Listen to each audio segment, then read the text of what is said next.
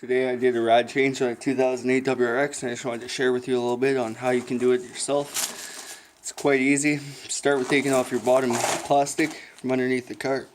It's going to be 12mm bolts. 3 or 4 of them depending on what's left in your car.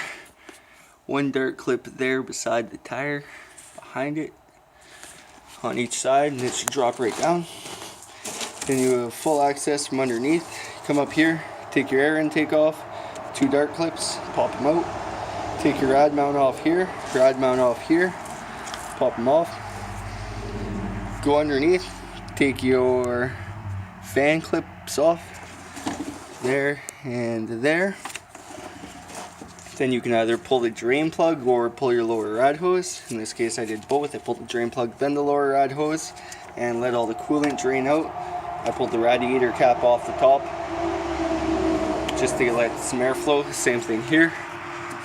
After you've got most of the fluid dripped out, you can pull this line off, pull this bolt, both 10 mils, this line off of here, this line off of here, and that would leave you, and your upper rad hose, and that leaves you with this free.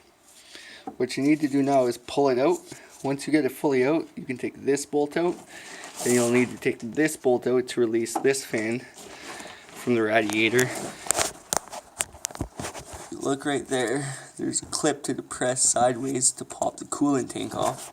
To take that bolt out, put your fans on the new rad, put that bolt back in, put the coolant tank on, put that bolt back in, leave that one off and that one off, so that when you get it back in, you can put this bracket back on, this bracket back on, that tube back in, that tube back in, this guy back on, that guy back on, and your lower rad hose back on. Don't forget to do up your clips for your fan. I haven't gotten that far yet. And putting your brackets back on for your radiator. At that point, you do pretty much have everything done for installation.